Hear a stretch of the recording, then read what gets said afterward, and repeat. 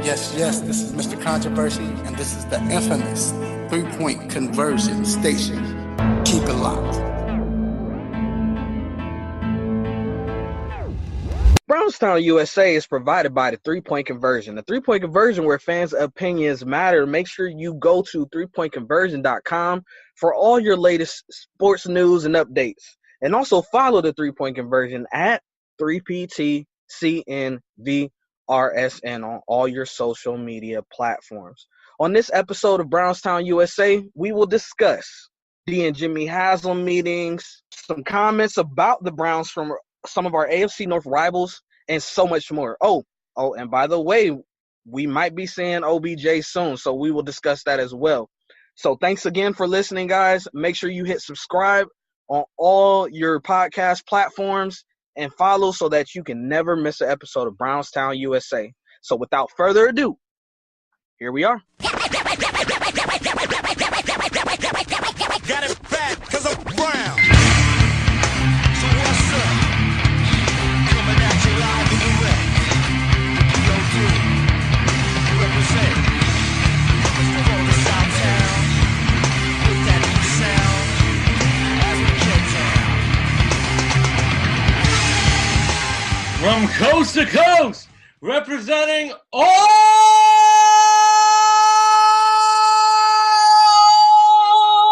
the dog pound, this is the Brownstown USA podcast, powered by the three-point conversion.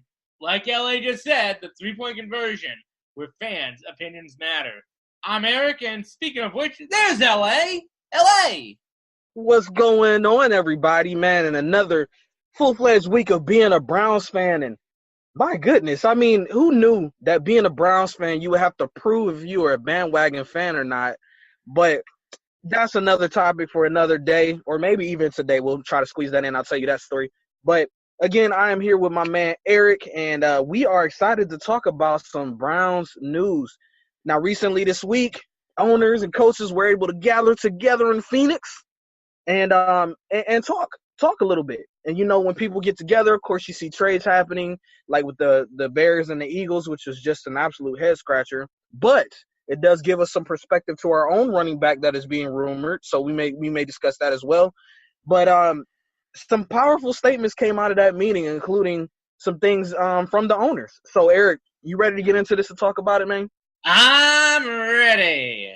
All right. And by the way, loving the hats. If you guys won't be able to see, but Eric has the elf hats, and that is just fire flames right now. So definitely enjoying looking at that, man. But it's better than just looking at your oval head. But anywho, so let's hop right into it. D and Jimmy Haslam was at the meetings. The first thing that came up, of course, was D Haslam confirms that we will have some new uniforms coming up in 2020. Now, I am one of those people that just don't give a snot what we're wearing as long as they're not going out there naked.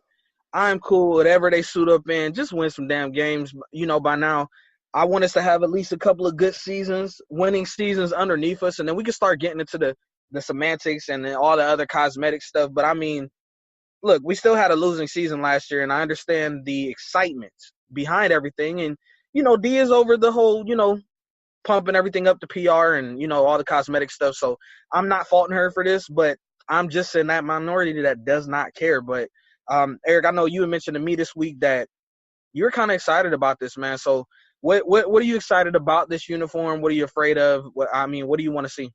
Well, one thing I have brought up is I actually have no problem with the current uniform. I actually kind of like them. The only thing I don't like is the fact that it says Cleveland going down the leg or Browns going down the leg. That's just something that irks me. But I like the current jerseys, especially with the Cleveland around the chest. But you know what? That's all well and good. I just want to get back to football. If they bring back the classic look, awesome. If they decide to go with something more like this, even better. Just please no pink jerseys, please. Now, there was a rumor floating around. I don't know if you've seen this, but they were saying that it might have like a gunmetal silver or something like that in it. Possibly. So definitely gonna be something that is interesting. I know a lot of people are big fans of Color Rush. I am too. But look, guys, let's explain this. The league has rules around the Color Rush jersey. I believe their rule is that you can only wear it was it 3 times a year? 3 times, yeah. So this whole just bring the Color Rush in and let them wear it all the time like that. No, that's not on the Browns. That's not on the teams. That's a league, no fun league rule. Okay, so I get it. Everybody loves the Color Rush. That's the most popular jersey that gets sold out every single time. Me, I don't mind the Color Rush or a darker color just because I had a white Ohio State jersey, and that thing, I could not keep it clean no matter what. I mean, I was careful. So I'm not a fan of white jerseys just in general or white clothes. But yeah, just give me something dark brown or, a Color Rush, and I'm good to go. Now, Eric, another thing that Dee was able to bring up is that she said that training camp is staying in Berea. Now, this is off of the rumors that they may possibly move training camp to Columbus. I know that you're not in the state primarily, so, I mean, how do you feel about this before I kind of weigh in? Look, I know that I'm not in the state. I know I'm in Connecticut, you're in Ohio, but here's the one thing I do know. Columbus, while it is a football town, it's a very specific football town. Like, when you talk about Columbus, if you have the Browns there, no one's going to care. You know what? They want to see Ohio State football because they bleed the scarlet and silver down in that part of Ohio. Scarlet and gray. Okay. Didn't know if it was silver or gray, but anyways. So, while it would be nice to be able to see more scrimmages between the two, ultimately Berea makes more sense just because it's closer to Cleveland, and in all honesty, Berea's been the home of the Browns for a long, long time. Yeah. Secondary home. Right. Yeah. Like I said, I had the pleasure of being able to go to Berea real fast and check out some training camp because the cool thing about it is that you can request up to 2 tickets for the times that they have training camp. And then after that, even unless it's packed, you can come in. Like, they open it up. And the way that Berea is set up around Browns, I just would be kind of devastated because Berea is not a big city at all. And they rally around these people coming in to watch the Browns at training camp. I mean, that's how they make their money. If you go through there, you see a lot of the people that live there offering up their driveways, for people to be able to park there for, $10 or something like that. That's where a lot of these people get their hustle on. They also sell Browns paraphernalia outside their houses, water bottles. I mean, it's really crazy. I have no doubt in my mind that Columbus would literally show out because there's a lot of money there, so it's a big population. And I also think that would be easier as well for maybe the Bengals to come up and maybe practice with them a little bit too because it's right in the middle of the state. But ultimately, the heart of the Browns is up north, so it would suck for them to move down there. So, yeah, that's – and then also, like I said, for me, Berea is like a 30-minute drive, so I would much rather be there just personally. Absolutely. I mean, look, Columbus is a great place. Don't get me wrong. But let's be honest. I mean, all those things that you said, all the small towns like that make their money somehow. Lake George makes their money if they're not camping by going to their weird Six Flags, which I personally love, or going to the downtown area. The fact is, the small towns like that, they need something like that completely. Right. Now, another comment that was brought up to the owners, the Haslams. We're discussing the Haslams, Dee Haslam and Jimmy Haslam's comments during the owners' meetings this past week. They believe in Freddie Kitchens. They have a genuine belief in Freddie Kitchens. Now, this comes as a refreshing notion because we've had so many dysfunctional regimes in the past where you would get one thing out of Jimmy Haslam and then another thing from the GM, and then another thing from the coach. But for the first time, it looks like, Eric, we have a united front across the board. No matter who you catch, no matter who you interview at whatever time, it doesn't have to be a set-up press conference. Now, when pressers happen, they would all form together, and they're sitting next to each other, so, they kind of can rehearse their lines before. But this was kind of spur of the moment, just, hey, I was able to catch Haslam. I was able to catch Jimmy here. I was able to catch John here. I was able to catch Freddie here. They all still shared the same message, and that's refreshing. How do you feel about the belief in Freddie Kitchens and does this actually feel refreshing to you as well? Yes, it does. I mean, like you just said, you bring up all the past coaches, how someone will say one thing, somebody will say another thing. It's been commonplace really since the start of the Haslam era, maybe towards the end of the previous era as well. But the thing is, when you have somebody, and when you have someone that you actually have faith in, because you could kind of, if you paid attention during the original ESPN article that came out, it was talking about how Ray Farmer, I think it was Farmer who hired Hugh Jackson, didn't want to go with him. He wanted Sean McDermott. So you had that going on, but Haslam overruled him and took Hugh Jackson. Really, I think firing Hugh Jackson was the one step that really kind of liberated the Browns from that curse a little bit, because Jimmy Haslam made the promise of, we're not going to fire Hugh this year. What do you call? You kind of heard the same thing echoed by Dorsey, but you didn't believe him at that point. Now, all of a sudden, Dorsey brings in Freddie Kitchens, Haslam signs off on it, even though we were worried that they were going to go with the guy from the Vikings. But you know what? Now that we have a united front, it is beautiful. Absolutely. Yeah, and like stories could leak out whenever, but I believe if there is a story or a background behind this Freddie Kitchens hire, it won't happen until they're long and gone. Dorsey's gone or something like that. I can't see something leaking out currently while we're in the middle of this. There's too much positive noise drowning out the negative that I'm pretty sure that this will stay bottled up, and we'll hear about this maybe 5-10 years down the line possibly. Now they also believe and have their standings behind Baker. Now this does not surprise me. Baker's a moneymaker. He's making the franchise money again. They were able to raise their ticket prices. They got a waiting list for season tickets. It's pandemonium. And then, of course, you're adding OBJ on top as that cherry on top of what we already had going on. So anything surprise you about their comments behind Baker? To be honest, I'm more surprised with how many freaking rhymes you just did. But yeah.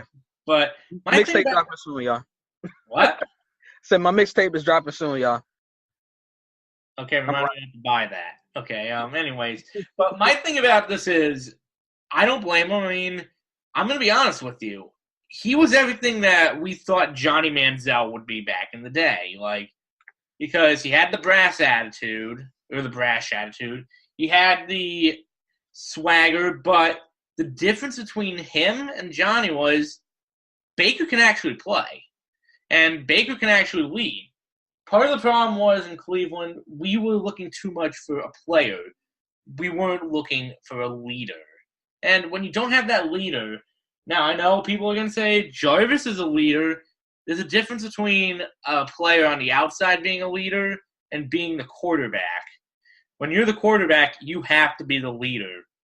You saw DeShone Kizer really not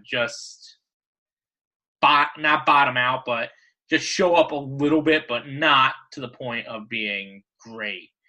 Cody Kessler was great, didn't have the skill to go with it, though. So, yeah, I mean, and we can go down a list. I mean, we seen the Browns quarterback jersey. I mean, that was the running joke and all of that good stuff. But at the end of the day, we found the leader. All right, so like I said, just wrapping up everything with the Baker, the Kitchens, the Berea, the uniforms. Overall, hearing our owners talk, because back in the day when they talked, it used to make me very nervous. Are you comfortable with the place that they're at right now? Are you okay now with Jimmy and D? Yeah, the thing is, they just didn't know how to run a team at first. I mean, yeah, they had the financial aspect down of it, but when you run a football team, that's the easy part of it. Knowing how to make a team, how to turn a profit throughout the stadium. The hard part is actually trying to run the team. And they kept going for these new young guys, but you know what? When you get a experienced general manager in, and then you get that young head coach they can put in, that's the right way to do it. Absolutely. So yeah, like I said, it seems like we're all back better than ever. Again, owning a lot to this to John Dorsey. And then also, I got to give credit to the Haslam's for hiring a guy and then stepping aside and letting him do it. I think they wanted to do that last year with Dorsey, but at the same time, you could tell when they hired him, they were still kind of saying little stuff like with Jimmy saying that he's going to keep Hugh. That was the one thing. But it was like Dorsey kind of earned everybody's trust last season with the draft picks and just, the moves that he made throughout the season with firing Haley and Hugh and just getting to the bottom of everything and bringing in real players, like he said, and awakening that sleeping giant. So I think this season, it literally is going to give everybody, it allowed Jimmy and D to move aside and just let him run everything. And I think everybody's a lot more comfortable. So, absolutely. Yeah. So when we come back, we're going to discuss, some comments from the one and only Freddie Kitchens, also from some people around the AFC North. Get into that. Also a little bit of OBJ and some trades. So thanks again for listening to Brownstown USA. We will be right back.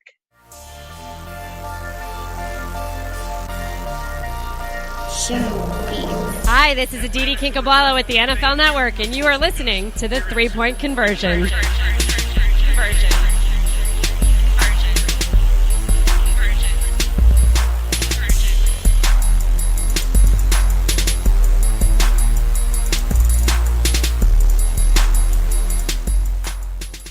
Okay, and we are back. Brownstown USA, powered by the 3-Point Conversion, and I am here with my man Eric, and of course I am LA. And again, guys, check us out. We upload the show, iTunes, Spreaker, iHeartRadio, all your major podcasting networks. Hit that subscribe button for us. Give us a rating. Hopefully it's that 5 stars so we can start to grow even more and get our message out to the masses. So again, thanks again for that. Now, we heard Freddie Kitchens talk, man, and this guy, every time he talks, I just start laughing because he's such a regular guy and he is unfiltered, but not unfiltered to the point where he's mean with the media or, he's like, cussing or anything crazy, and sometimes he does slip up and cuss, but I mean, that it's still funny when he does, but he's just so freaking real. Like, he's just that typical real guy. Like, you could take Freddie Kitchens out to the bar, grab a couple of cold ones and some nachos, man, and sit there and just, BS the whole entire time, man. I don't think I've ever had a coach in my memory that I felt like I could do that with from the Browns whatsoever. No, not at all. I mean, Mike Holmgren looks like the type of guy that you would bring to, like, the bar, but you're not drinking. You're probably eating. But the thing is, none of our coaches were realistic guys, and in today's modern era, we don't have that Superman mentality anymore. Like, long gone are the days where it's like NFL players are the Superman. And this is going to sound terrible, most of them are millennials or are younger guys like us. And as such, you need somebody that's going to be cool, that's going to be hip with the lingo, And you know what? Freddie Kitchens seems to have it down. I mean, really, it's a great thing. It's awesome. Absolutely. So, a couple of comments that he brought up and said, so I will definitely lead in with the positive, and then I want to get your thoughts on something that I don't say is negative, but I'm just going to, ask, do you believe it? So, Kitchen says, I love OBJ, and when I see him, I'm going to basically ask for him to teach me how to do that one-handed catch. And then also, I'm just going to tell him I love him in general. So OBJ seen the tweet and basically retweeted it, re-quote tweeted it, and said, done and done. So, it's like everything is just falling together so nicely. Now, the the opposite side of this, do you buy and believe that Kitchens can handle all these personalities? Like he said, I can handle them. I'm a personality myself. I got this covered. Do you actually believe that? I slightly do, just because when you have a personality, it means that you know how to deal with a personality. I mean, like, for example, you have a bit of a personality, but yet you know how to deal with me. So you have that. I mean, it's part of the mindset. It's not like, for example, John Fox, who, if you remember, had no personality back when he was coaching the Broncos. And that was back when you had probably the roughest, toughest, rootin' defense in the West, which had people like Aqib Talib and Chris Harris, Von Miller, who, if you remember, they had massive personalities. He just couldn't handle it after a while. Yeah. And like I said again, you know, it's kind of a wait and see kind of thing. Most people, especially when we've seen in the NFL, and this is not to put a damper on anybody's excitement, but most players that are in humongous contracts like, you know, OBJ is, like Jarvis is, they don't normally last past that second to third year anyway in the contract. It normally ends up getting restructured or something like that, or the player gets released. So, I mean, I think we have a 2 or 3, maybe 4-year window with some of these bigger skill position players, and then you'll start to see the team shift, right? Because we've seen it with Seattle, how they built everything around Russell in that rookie contract. We're seeing it with the Chiefs. We're seeing it with the Rams. But eventually, your young quarterback is going to demand that league breaking, you know, record type contract. And as long as Baker keeps playing the way he is, of course he's going to get it. And then you'll see the team kind of change it up a little bit. So we'll see. You know, I have no problem with it. I think Kitchens, just by reading him and listening to him and his body language and all of that, I have no doubt in my mind that he will be able to get the job done along with the help of the locker room, because that's the biggest point, right? It's not just what your head coach is saying, but it's like the head coach is not going to be in the locker room 24/7. He's going to come in, he's going to say what he says, and then he's going to leave. The biggest thing is that, are you going to have ambassadors for you that when you're not in that room, are they still going to be carrying out your message? And that's really what it boils down to. Absolutely. I mean, the thing is, the best way to put it is, the coach is essentially the, for lack of a better word, is basically the dean of students, if you will. The general manager and owner are the principals. The quarterback is essentially the teacher. It's his job to take the message that the dean wants and be able to at least replicate it and get people to get on board with it. And as we're seeing, that's what Baker is doing. He's providing that positive message. It wasn't like last year when Kaiser went out and I was seen buying condoms or buying beer in a couple pictures. No, you don't want to send that message along. Baker, we haven't, since he's been drafted, the worst thing we've seen was him jawing at Hugh. And you know what? Considering the circumstances, I'll take it. Yeah, Baker is not to be trifled with when it comes to anything, especially on Twitter, as you know, Tony Grossi has found out. And I think Baker was playing around with Grossi, but he still fired back at him. You can't really come for Baker, I mean, because he's just that guy that, you know, he wears his feelings on his sleeve, and it is what it is, man. So now on the flip side of this, we've seen another guy that a lot have speculated about getting traded, and that's Duke Johnson. And Kitchens was able to come out this week as well and say that Duke has a spot on this team. We've also seen Dorsey say that Duke is a very good football player. I gotta ask you, Eric, is this like are you buying into this? I mean, especially since, like we said, we've seen the Bears and the Eagles complete a trade. The Bears traded Jordan Howard to the Eagles, and it seemed for like a box of Skittles because they got a 2020 6th-round draft pick.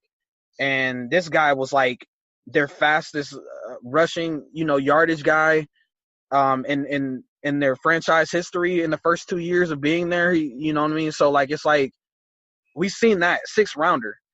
And a lot of people out there was thinking Duke would garner a, how dare we say, a second, or I've even seen some people say a first.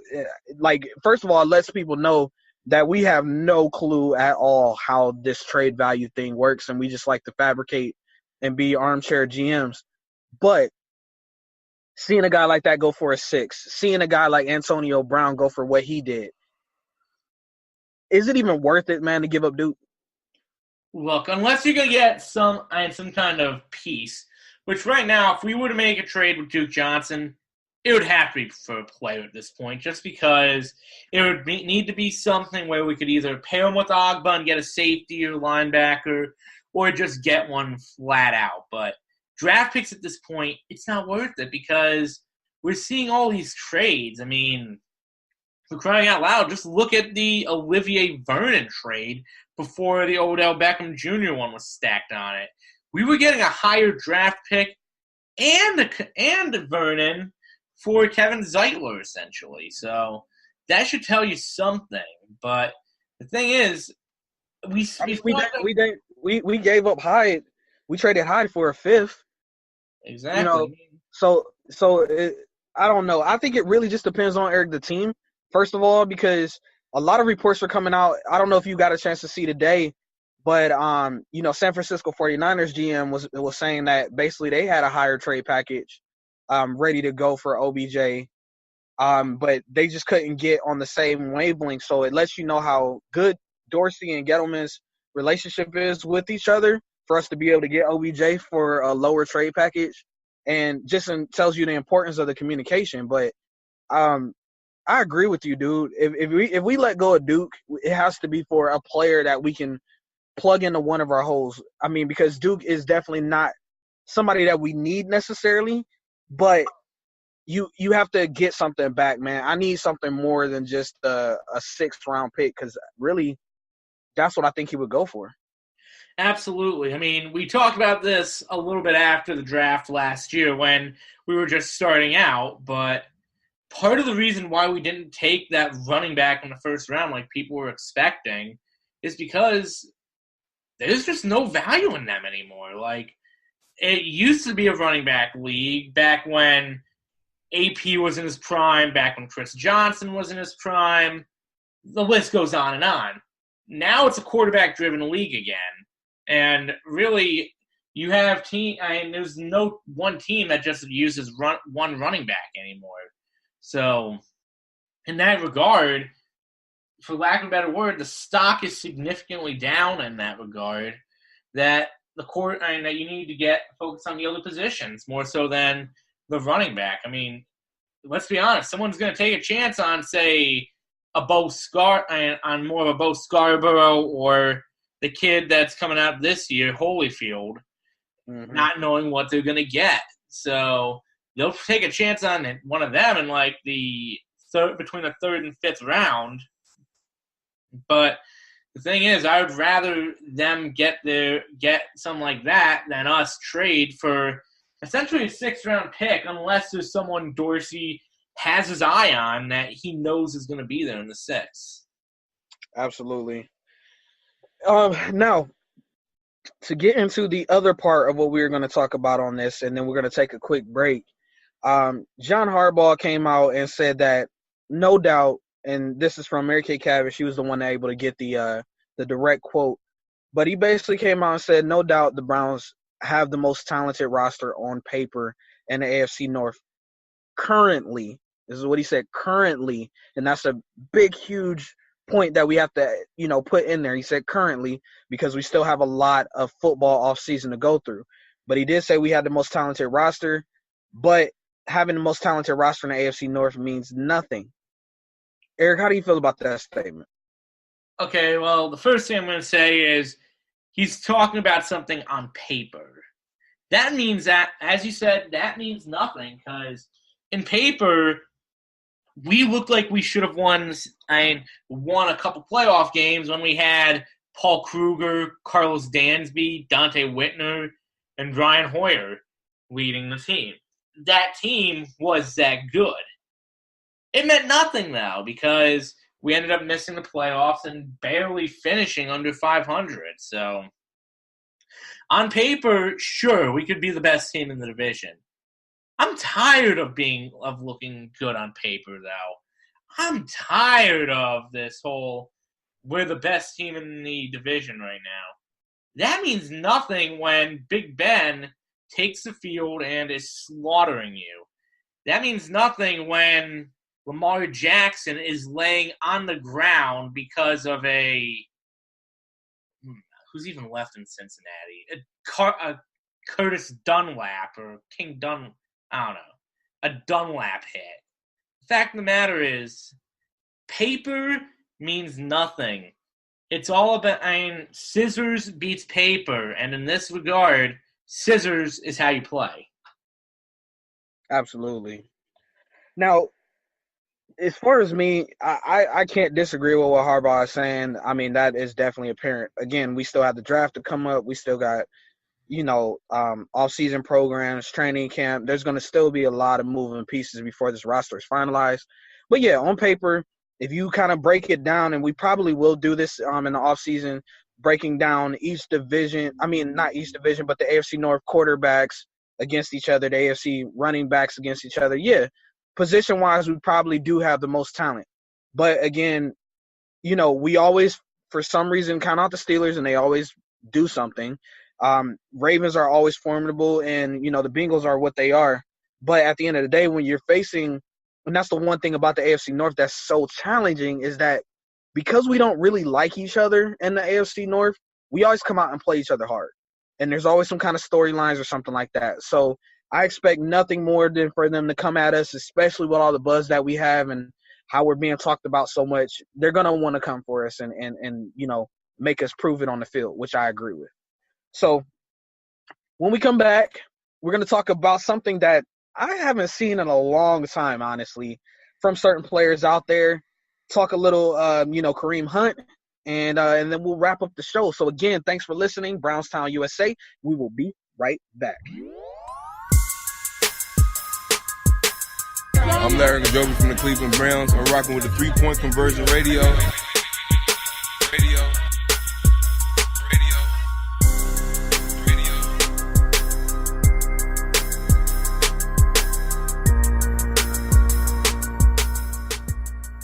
And we are back, Brownstown USA. We just got done wrapping up the comments from some of the coaches around the AFC North, including our own. While we were at break, just had some news come through that T.J. Lang, longtime guard for the Green Bay Packers, has announced his retirement. So just some things going on around the league, and we've seen a lot of things going on around the league that's been absolutely nuts. But I do want to talk about some of the hometown players, Eric. Justin Lane, Draymond Jones, they actually are coming out and saying that they would cry or would be so absolutely happy if they would get that call to come to the Cleveland Browns. And I really cannot remember the last time that has happened. And I put it on the Facebook page that, normally players would cry because they were coming to the Browns, but not happy tears. They're like, oh my God, if the Browns draft me, I'm going to retire today. That was the joke. But now they actually want to come and contribute to this team to get us into a championship and win it all. How you feeling about this, man? I'm feeling cautiously optimistic because as great as it is that these kids want to come to Cleveland, not for nothing, it doesn't mean that we necessarily need or, for harsher terms, want them in Cleveland. I mean, not for nothing, but... Oh, that's what big dogs do. They bark. Dogs got to eat. Okay, then. But, yeah. All right, but that's the thing. I mean, we have to look at it like this. Justin Lane has the potential to be a great player.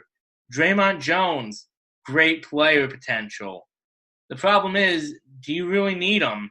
Right now, Cleveland at this juncture has a specific need at this point. When was the last time we could say that and not talk about the quarterback? Because every year since 1999, it's been, we need the best player available, best player available, best player available. Best player available that's not a linebacker. That's been our biggest needs. Right now, and my dogs are barking about this, they want to, we need to go out and get those specific needs. We need a safety. We need a linebacker. I'm going to be honest, it feels good to have needs instead of wants. Absolutely. Nah, I definitely agree with you. And again, like I was saying to you off air, is that I'm kind of sad because this is kind of bittersweet. Like, we're starting to get into the point, and not comparing or saying that we're going to have the same success or anything, but we're getting to the point of those better teams like like the Packers or the Patriots, where they always were at the bottom of the first round, and, or not even having a first round pick or whatever, because it really didn't mean that much to them because they knew they were going to win. But we're starting to get around that area, and for the first time in a long time, I haven't really been as intense on the draft as I have in previous years because we're not looking for that quarterback anymore. We don't have that high round draft pick in the top 5 or whatever. So it's scary, but it's also a breath of fresh air to be able to not have to worry about that. And of course, to have a local hometown kid come home, always a good storyline, always a good story. But at the end of the day, like you said, now we can go off of needs. We know what we need, and that's how we're gonna go for it. So, again, that's awesome. Now, a guy that's already here, crazy enough, a hometown guy himself, is Kareem Hunt. And of course, we've seen all the kinds of news spiraling around him.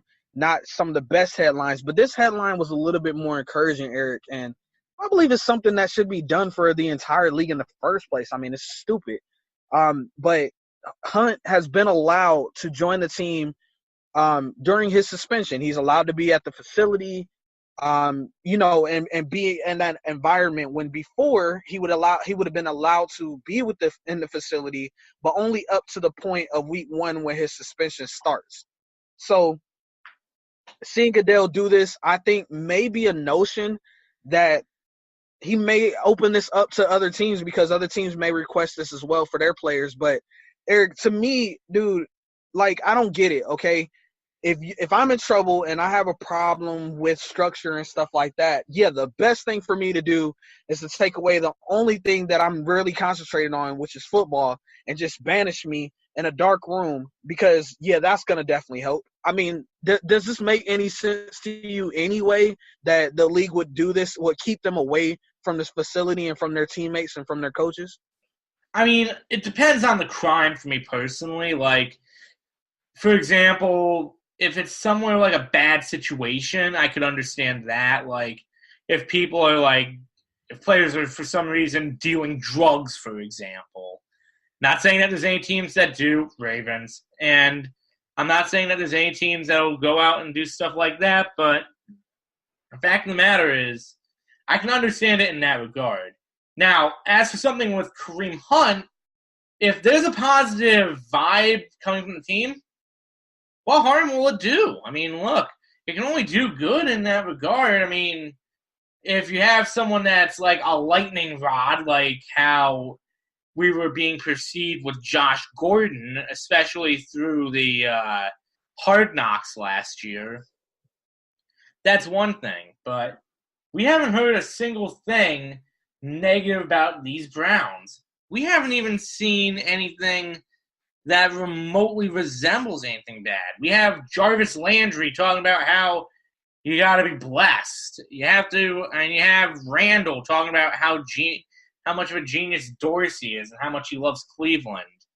We have Odell Beckham Jr. saying that the big dogs got to eat. We have Baker saying that you got to wake up feeling dangerous. That's all encouraging. It's not like, yeah, I'm here to play for my money. Absolutely. And, the thing is that, and this is another thing, and I'm going to go ahead and throw that out there for all the fans listening as well. We got to stop tripping on these guys anytime they tweet something. Not everything that they tweet is about the team. They are regular people as well. Like, they have things going on in their life. I mean, they got girlfriends, they got wives, they got stuff going on in their life. And not everything that they tweet about is about something that has to do with the team. For instance, Randall, put out something on Twitter and it just blew the heck up and everybody was like, code orange. And, everybody was tripping out. And literally he's on a plane flying to, I think he went to Paris or Dubai, one of them two. Well, somebody went to Dubai. And I think he went to like Paris or something like that. But he flew out with Todd Gurley. And if people would have watched his live stream, he's literally talking crap to Gurley, talking about like, yeah, man, I can't wait for the Browns to beat y'all and, this, that, and the other. Like, so he's okay with the team. He knows that there's possibly a contract extension sitting right there, but we don't know. That's his agent. You know what I'm saying? That's what they do. So you don't have to worry about that. I mean, like, we don't have to be up in arms about every single tweet. And I mean, us Browns fans are absolute stalkers, man. Like, it's crazy, dude. They were like literally tracking OBJ's flight itinerary. Like, oh my God, why hasn't he been introduced yet? Where is he at? And then you got one guy, oh, he's over here in London doing this, and then he's over here, and he's gonna be flying here. I'm like, dude, y'all got to chill for a second, man. And now that we know, hey, OBJ will be introduced on Monday. I mean, it's gonna happen. But the guy was on vacation. People need vacation. All right, he's not gonna miss any OTAs, anything like that. He's gonna be here, guys. So just be patient. And that's okay. But again, like I said, I want Hunt around the team, around a good environment. Like you said, all the things that these players are tweeting and talking about is very positive. And I think that will do nothing but keep him positive as well throughout it. Like I said, again, if you're an addict or a junkie or something like that, don't lock me in the basement, because what am I going to do in the basement? I'm going to drink. I'm going to do drugs. But if I'm around a facility where I can get right and go to support groups and talk about it with other people, then I'm going to flourish way more in that kind of setting and environment than just locking me away and trying to ignore the problem until your quote unquote time being suspended is up. That's just all I'm saying.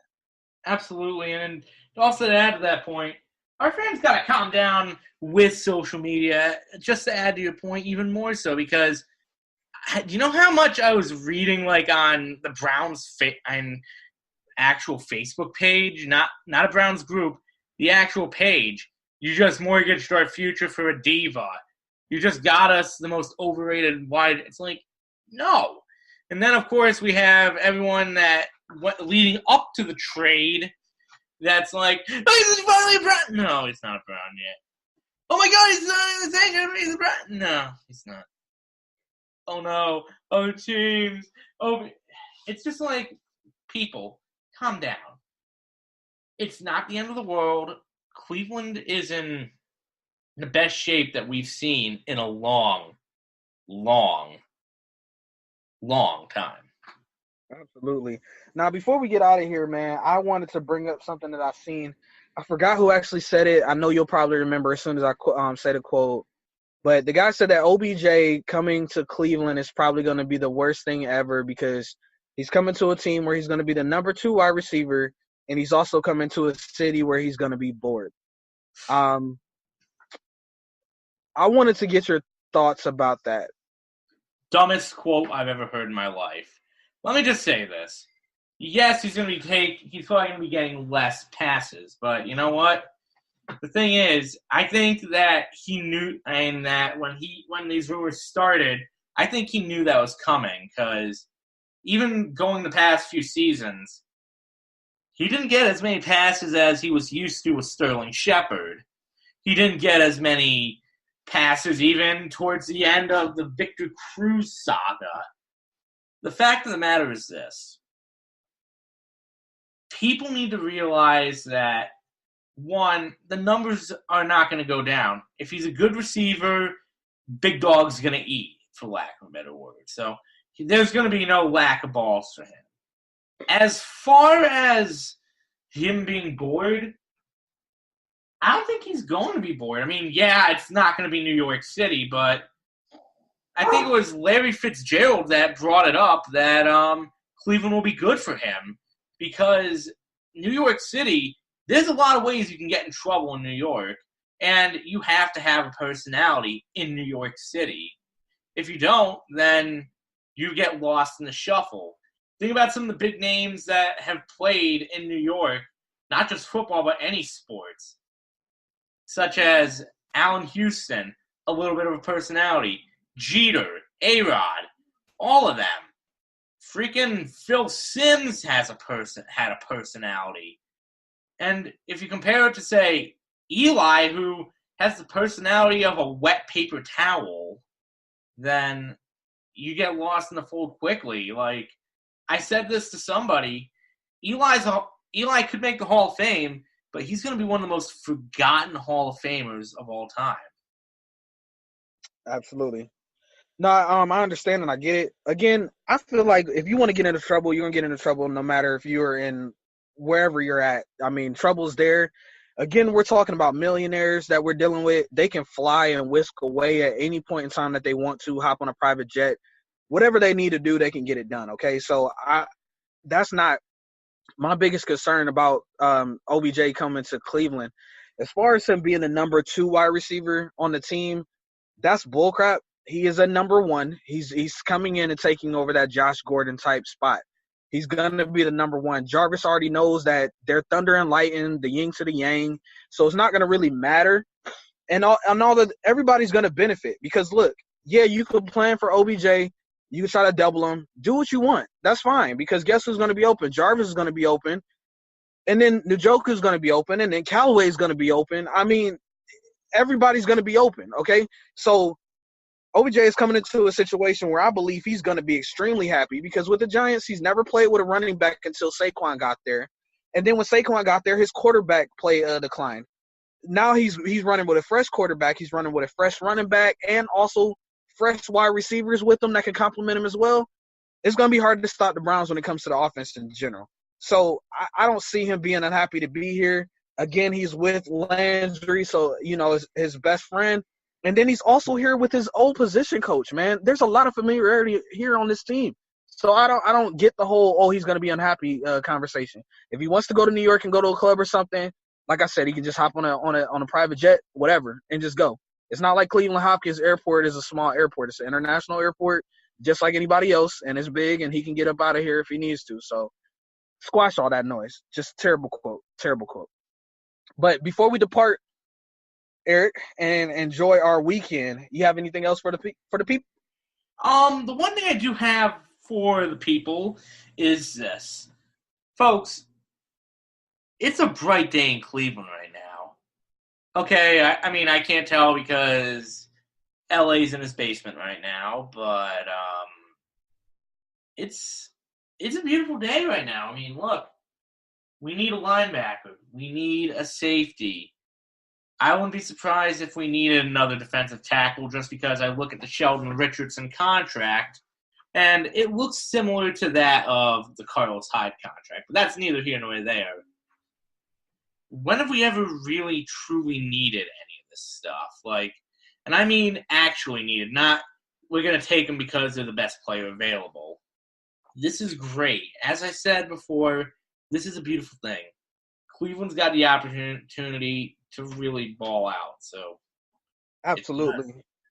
And I forgot about this. This is floating around, but a quote from Cookie Monster: "Me love Baker Mayfield. How could me not go with guy named Baker?" All right, there you have it. Cookie. There you have it. Sesame Street endorses Baker Mayfield. Take Absolutely. that, Buffalo Bills and Josh Allen. Oh, and also, too, we advanced to the Final Four after coming it looked like we were going to lose to the Eagles at first, but then we got an influx of votes overnight. So if you guys haven't heard, they're doing a March Madness kind of bracket for the best fans in the league. NFL on Fox is running it, and it's been awesome. It's also been crazy, too, because the fans have been going at each other. Again, that's how I got called a bandwagon fan, which is just absolutely – I mean, I almost fell out of the chair and was laughing so hard. But any idea who we're playing in the next round? Let's see. The matchup will be the Buffalo Bills. It might be, man, to be honest with you. Because I know the Steelers got kicked out. Well, if it is, I know that their fans like going through tables, so. Let's see. So you have, I believe it's going to be The Bears. Oh, Mr. Controversy ain't gonna be too happy. Yeah, I believe it's going to be the Bears, but also too, I think we don't have to worry about that because not a lot of Bears fans are happy about that Jordan Howard trade, so we may have just got them at the right time anyway. So, anywho, this is Brownstown USA. Again, make sure you follow us on all your social media accounts and platforms at Brownstown USA, Instagram, Twitter, Facebook. We got a fan page now. We also have a group that's linked to the page if you want to join in there and talk. Also want to give a shout out to some of them other Browns groups out there. Dogbone on Facebook, Cardiac Dogs? Yep. Cardiac Dogs on Facebook. Very good groups if you want to just hop in there and just talk with some good fans. Cardiac Dogs is one of my favorite besides ours because they're just in there and they just enjoy loving and sharing, and it's positive and it's kumbaya, and I love it. Okay, so again, on your podcasting platforms, hit the subscribe button to never miss an episode of me and Eric going at it, and give us a rating. Let us know how we're doing, guys, and we definitely appreciate it. Again, Brownstown USA, powered by the 3-point conversion. We will see you guys next week. Take care. Never die.